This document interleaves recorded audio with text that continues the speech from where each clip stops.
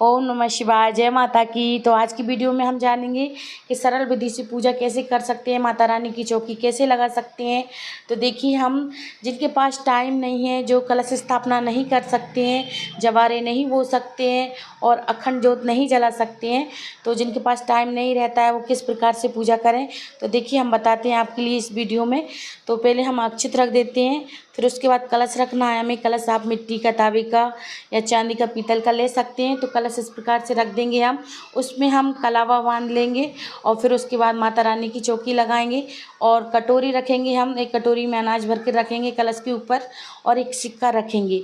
तो सिक्का रख देंगे हम। सरल विधि से ही हमें 9 दिन तक इस प्रकार से कलश रखना है, कलश को हिलाना नहीं है और 9 दिन तक ही हमें रखना है।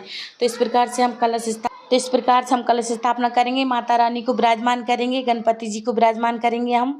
और गणपति जी आप आटी से विराजमान कर सकते हैं या आपके पास गणपति जी हैं तो गणपति जी भी विराजमान, सुपारी से भी गणपति जी विराजमान कर सकते हैं।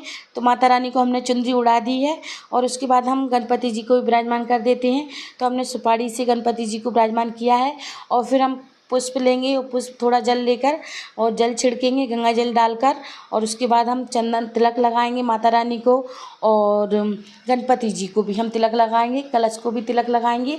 इस प्रकार से हम घर पे पूजा सरल विधि से कर सकते हैं। और दीपक प्रज्वलित करना है हमारे लिए, तो ये बहुत ही सरल विधि से संपूर्ण पूजा मानी जाती है। जिनके पास टाइम नहीं है तो आप रोज़ इस प्रकार से दीपक प्रज्वलित करके और आप घर पे माता रानी की पूजा कर सकते हैं। फिर हमने गंगा जल छिड़क दिया है, अब हम डोरी का तिलक करेंगे माता रानी को और गणपति जी को करेंगे पहले, फिर माता रानी को करेंगे, फिर कलश पे हमें तिलक करना है। तो इस प्रकार से हम तिलक कर लेंगे।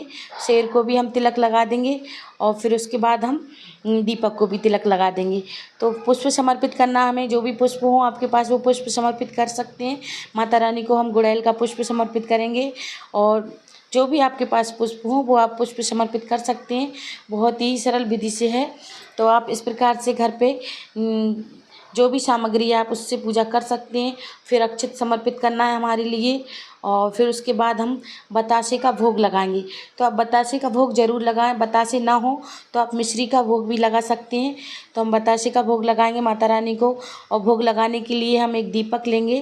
पहले हम वस्त्र रूप में कलावा समर्पित कर देते हैं और फिर उसके बाद हम एक दीपक लेंगे। दीपक में हमें कपूर रखना है, आप वैसंदर भी ले सकते हैं, कंडे की आग ले सकते हैं और फिर उसके बाद हम इसी में भोग लगाएंगे। लौंग का भोग लगाना है हमें, बतासे का भोग लगाना है माता रानी को।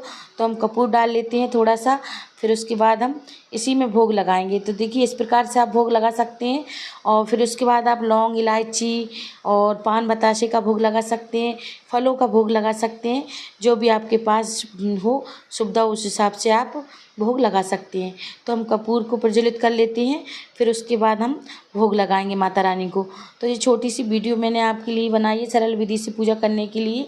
घर पे हम किस प्रकार से पूजा कर सकते हैं, अगर हमारे पास टाइम नहीं है तो इस प्रकार से आप कर सकते हैं। माता रानी की चौकी लगा सकते हैं और भोग लगा सकते हैं, पूजा कर सकते हैं 9 दिन।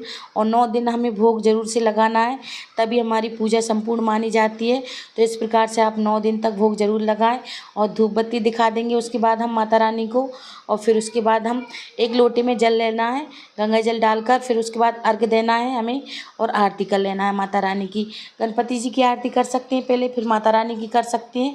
फिर इस प्रकार से हम अर्घ दे देंगे माता रानी को एक लोटा जल लेकर और फिर उसके बाद हमारी पूजा संपूर्ण हो जाएगी। आप चाहे तो दक्षिणा समर्पित कर सकते हैं, चाहे पहले कर सकते हैं, चाहे तो आप आखिरी में कर सकते हैं। तो इस प्रकार से हमारी पूजा पूर्ण हुई और एक लोटा जल हमारा जो रखा है, हमने माता रानी के लिए अर्घ दिया है, उस लोटे के जल को हमें सूर्य भगवान को जल समर्पित कर देना है। तो देखिए इस प्रकार से हमारी पूजा संपूर्ण हुई और हाथ जोड़कर क्षमा याचना मांगे। वीडियो अच्छी लगे तो वीडियो को लाइक करें, चैनल को सब्सक्राइब करें और जय माता की ज़रूर से लिखें।